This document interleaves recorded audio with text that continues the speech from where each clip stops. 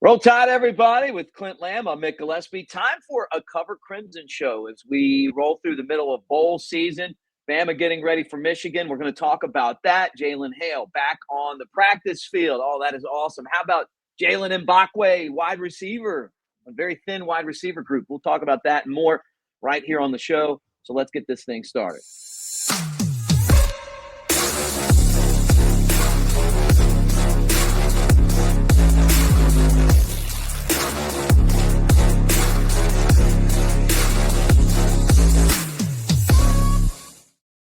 All right, there he is, Clint Lamb, Mick Gillispie. Welcome to Cover Crimson, covercrimson.com, all the things that we're doing. But, Clint, lots going on with Alabama football. And I guess you start with this game against Michigan and the momentum that Bama's starting to pick up right now. And a lot of talk about wide receivers. It's an interesting time of year because Alabama's going to be playing on, Tuesday? And so it's Saturday, but it feels kind of like a Wednesday or a Thursday maybe as far as like a typical game week and where you're at in the process. And a lot of information coming out. There's bowl games happening pretty much every day. You've got NFL stuff going on too. But Alabama's gearing up to play Michigan. And when you start looking at like the roster and who's out and who's going where, you've got some of the early enrollees. You got Justin Hill, you got Duke Johnson, you got Luke Metz, Marshall Pritchett, Ivan Taylor, already on campus, or excuse me, I guess they're not on campus. They're, at the bowl practices with the team, but they're already participating, getting their feet wet a little bit. Yesterday, Kane Womack talked about how important that is for those guys.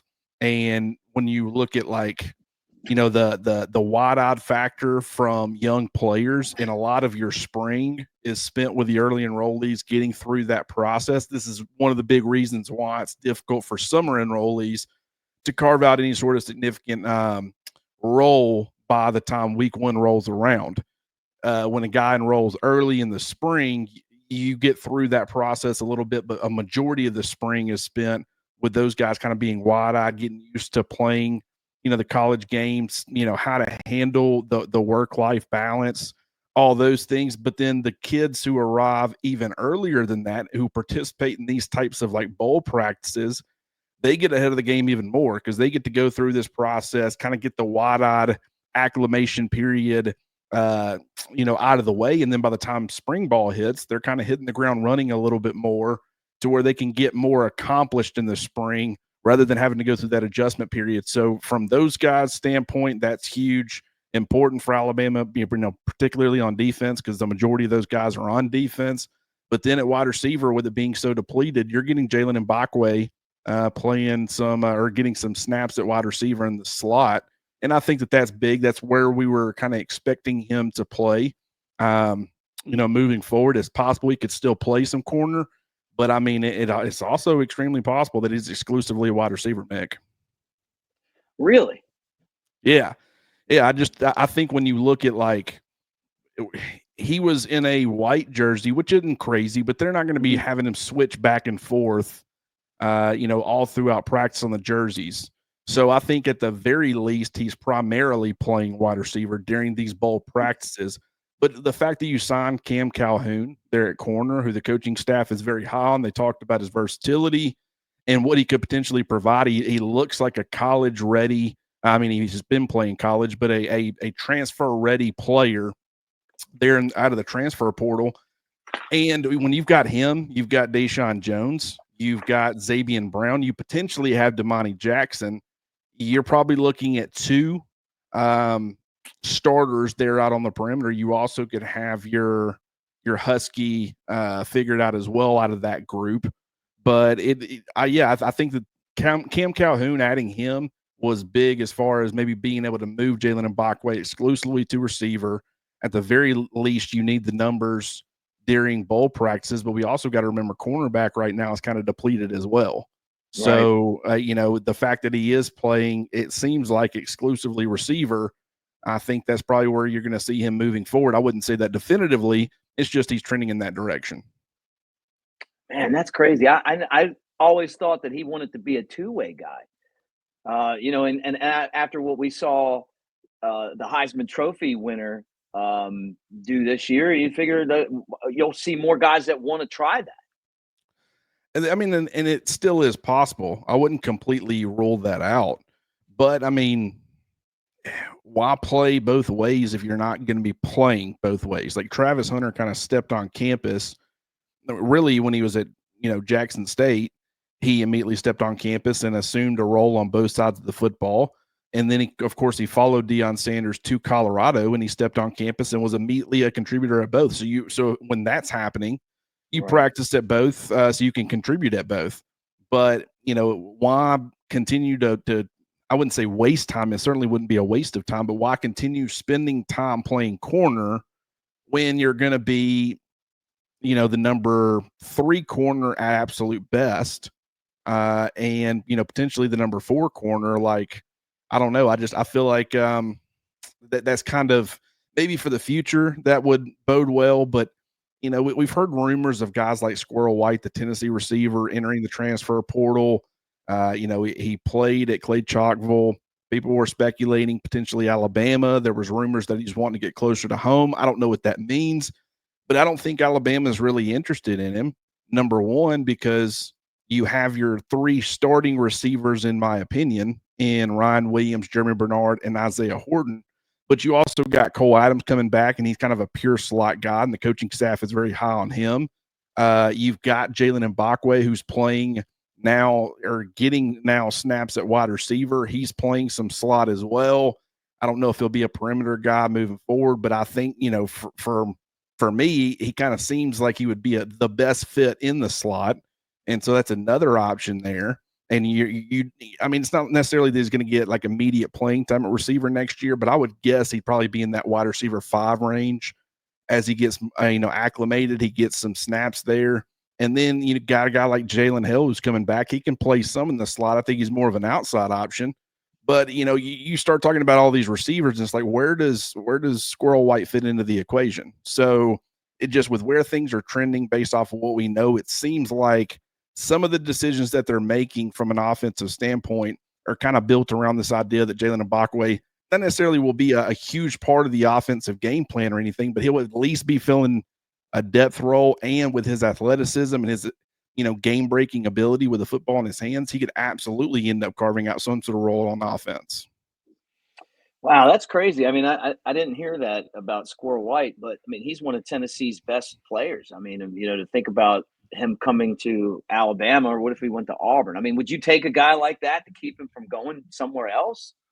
A guy like that's going to want to play. I mean, he's been Tennessee's, best receiver, I guess you would say, for, the last couple of seasons, or at least he's kind of been, at least in most instances, their wide receiver 1. That guy doesn't really want to go and be wide receiver 4 or 5 somewhere else. Now, granted, it is possible that he could have taken quote unquote wide receiver 4, like that type of role in a Kalen DeBoer offense that was more of the Washington offense where it was throwing the football around, and maybe there would be some room for that type of player to get some sort of action. But I mean, even still, like I don't think he would be guaranteed that spot, because like I said, I don't think people realize just how high the coaching staff is on Cole Adams. This guy was getting first team reps throughout fall camp this season, and a lot of people thought he would end up starting. They went ahead and gave the nod to Kendrick Law, and then Kobe Prentice was also involved in that mix. But Cole Adams was getting snaps, and I think if the offensive identity had been a little different with how Alabama built their offense this season, I think it's possible that Cole Adams would have beaten out Kendrick Law for playing time as well. So I just, Squirrel White's an exciting player. He brings some speed, but he's kind of he can do some perimeter stuff, but I think more so he's like a slot guy. And even though Alabama doesn't have one defined slot player out of their starting group, because Jeremy Bernard kind of splits his time between playing in the slot, playing out on the perimeter. I think a guy like Cole Adams, if he is your wide receiver 4, I think you kind of, when he's in the game, you play Jeremy Bernard on the outside, and then when it's Ryan Williams and Isaiah Horton, you're playing Jeremy Bernard in the slot. And so I don't really think that they need a guy like Squirrel White at this point. And if he would be willing to come and accept a depth role, I'm sure Alabama would be thrilled to have him. But these guys aren't really doing that. So interesting. I mean, it's crazy how the wide receiver room has changed so much because of the portal. 4 guys transfer out, and then knowing that this, I would figure, would be the most exciting group that Alabama has, just because of the fact that you got a coach that played wide receiver and what he was able to do in Washington, where you had 3 guys that got the ball a lot, and guys that went to the NFL. Um, but if you would have told me at the beginning of the year, yeah, Jaylen Mbakwe is going to be going to a wide receiver, and that Kendrick Law and Kobe Prentice were going to transfer out. The other 2 guys, would have been here or there, but I mean, those 2 guys we thought were going to have really big seasons, and they just didn't. And then now you're telling me Squirrel White's a possibility. I mean, that's a lot of chatter up in my brain, man, just to try to figure this all out. Yeah, I mean, one of the big problems that I always had with Kendrick Law, and I always said this, I thought he was a very exciting player, very physical, brought a style or a physicality to the offense that was rare for a wide receiver. You knew that he had a background in track. We had seen him do some stuff as far as winning vertically downfield. You think, okay, you manufacture some touches for him. Maybe you use him in that Deebo Samuel role. But one of the big questions that I've always had about him, and this is dating back to high school, to me, you never really saw a volume guy. And I always questioned, okay, can he prove at the, one of the biggest programs in college football to all of a sudden become or emerge as a volume type of player? Granted, you don't have to be when you got guys like Ryan Williams and Jeremy Bernard who can handle a majority of your snaps. But, I feel like with him, it was not the perfect fit for where Alabama's wanting to take its offense. So that one wasn't surprising. Kobe Prentice, he does some really good things. I think when he's been called upon the last, few years, the guy's made some plays. I also think he's been inconsistent. I think that's been a problem for him. He ends up going to Baylor. We'll see how he ends up doing, but I wouldn't be shocked at all if he ended up having a major role for them. But that's not overly shocking.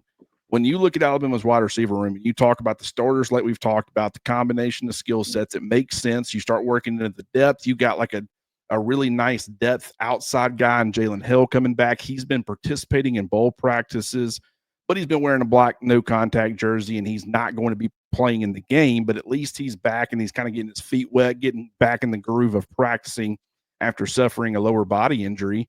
But then you also got Cole Adams, who's going to be coming off of an injury. He can play in the slot. He can do those different things. Plus, Latzir Brooks, you never want to just, unless you got like a Ryan Williams type, you don't want to just assume a guy's going to come in and carve out some sort of role. But that's a player that the coaching staff really likes. I don't know how soon he'll be able to get involved, but you got another big-bodied X-receiver type and Derek Meadows kind of behind Isaiah Horton.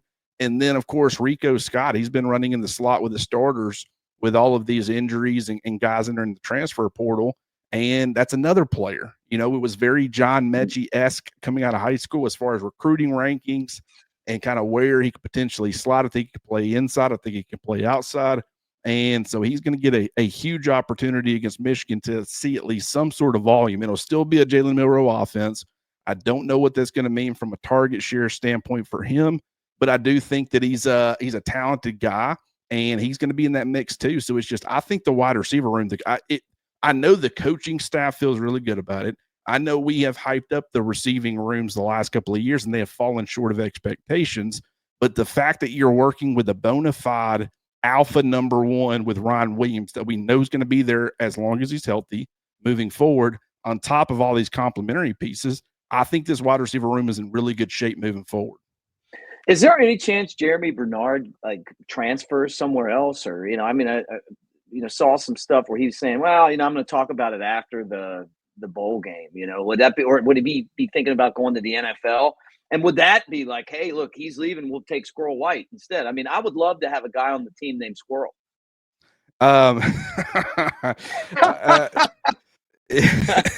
I know. I mean, if Jeremy does anything, I think he's going to the NFL.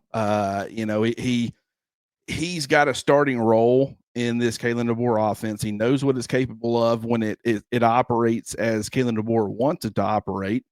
And so, at the very, very least, he's a really good wide receiver 3. but he's more of like he's shown flashes of like being a wide receiver 1B to Ryan Williams.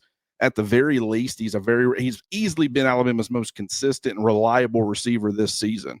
Now, Ryan Williams, as he gets older and more mature and more experienced, he might start getting some of that consistency down too. And then once that happens, then the talent gap between those two players is probably going to show up, and it'll probably be like a 1 with Ryan Williams and a 2 with Jeremy Bernard. But I think, even if something crazy happened and like Isaiah Horton was just a dominant outside receiver, he kind of fits that Rome Odunze role in this Kalen DeBoer offense, and he ends up being the wide receiver 2. I think bare minimum, Jeremy Bernard is a really good elite wide receiver 3, and would feel kind of at that point those 3 guys would be kind of, not saying they would be exactly what Washington had necessarily, but I think it would be pretty darn close. And then you've got just a bunch of other guys who kind of are in that mix and probably deserve snaps and playing time, and they got potential. And so I don't really think that Bernard is going anywhere, because at the very least he's going to be a part of that starting group. And I'd say that's a big deal too. I mean, just to have him back if he does come back, just to have somebody that you're going into the season, the two best wide receivers, your most explosive guy, and then your most consistent guy, and then to have a new quarterback. I mean, somebody that I got a feeling is going to be able to throw the mid-range ball a lot better than. I mean, look, Milroe, that's been his Achilles heel. So if it's Ty Simpson, that's going to be part of what he does well, but he'll have more guys to throw the football. I look for Alabama to be a much better team attacking with the football downfield next year, but also because of the fact that I think they'll have mid-range ability. Yeah, I mean, and I agree with you there. What do you think about Justin Jefferson, Mick? Because you've got the Diego Pavia situation. That's kind of and Kane Womack was asked about Justin Jefferson and potentially utilizing that extra year of eligibility. And I would just go ahead and read his exact quote. He said, "I think we're really optimistic about JJ coming back for next season. It's something that he wants to do. Hopefully we'll have some confirmation on that here sooner than later, but it's all looking like it's in the right direction right now." So now, I mean, we're almost certain that they're losing Jahad Campbell. He's a first-round talent easily for the NFL. Deontay Lawson, I've said multiple times, whether it be through injury, where he's kind of, maybe he comes back next season, but has spent more of doing the rehab thing, and maybe he comes back much later in the year. I still don't know what the injury is, so I can't say anything like that definitively. But I mean, it did seem like, based off of rumblings that we heard, that it was not good. So it's really hard to speculate or be able to count on him. More than likely, whether it be the NFL or just kind of being mostly a rehab year at Alabama next year, he's probably not going to be in the mix. You bring in a guy like Nakai Hill-Green from Colorado, who the coaching staff has raved about as far as his communication skills and his experience, and the fact that he can kind of be that kind of Mike field general of your defense. But I think that complements what Justin Jefferson does extremely well, which is, hey, don't green dot this guy. Let him just go make plays for you. Tell him where to go, and he'll be a heat-seeking missile for you. I think it's absolutely huge for Alabama's defense getting him back. What do you think? Well, yeah. I mean, I think that would be huge. It's going to change college football too, if all of these guys who are junior college guys can now get extra years of eligibility. I mean, it's honestly the whole thing, like everything that's happened in college football over the last 5 years. It just blows my mind every time I turn around and I look at it. It's like, okay, so now everybody's getting paid. Now you can transfer whenever you want. Now, if you went to junior college, that doesn't count against you playing D1. That makes those guys so much more valuable because they have more time that they can spend at programs. I mean, think about that. It's crazy. I just hope it reaches a point where, since we're letting everybody else do it, we pretty much say, hey, you know what? You don't even have to be that good. If you just want to come back, if you're maybe a 34-year-old that played, high school football and a year of D3 and you want to come, you want to come be a linebacker at Alabama, you know what? Let's just have you too. We're having everybody else. Everybody gets extra eligibility. I mean, it feels like we talk about the Wild Wild West with the transfer portal, but we just got over this like COVID extra year of eligibility, and you never know who was a senior, who was outgoing. I mean, we still were dealing with that technically. I mean, Jamarian Latham, I think, can technically come back if he wants to, but not. You're getting closer to kind of weeding all of those guys out and that being done. And now you bring in this role, and it's like we don't know. I guess it's all JUCO guys, but now it essentially JUCO is going to become a farm league, and you're probably going to see a lot more players on the Alabama SEC Division I level who were a year or two older than they normally would be, because you're not wasting any eligibility to get them in. Say, hey, the high school recruiting for you guys, we're not taking as many guys from the high school ranks because we can get you 2 extra years of development, have you in a much better place. I mean, think about guys who are 24, 25 on the NFL level. And it's like they're kind of starting, maybe not in their prime necessarily, but there's a reason that the older guys typically do better when they're able to, on the college level, and you'll get a lot more of those guys. And so, I mean, if this sticks, it's going to be really good for Alabama as far as Justin Jefferson is concerned. But I just wonder what it's going to mean as far as how college football operates in general. Yeah, I don't know the answer to that. I mean, I'm totally like baffled with this whole system now, where like there's no rules, and you can go pay somebody off of another team's roster if you have the money. And now junior, I don't know. I just think that what we didn't do well with Coach Saban, and that and I know you guys hate when I say this because everybody loves Coach Saban. I love him too, but he was so far behind the times in NIL.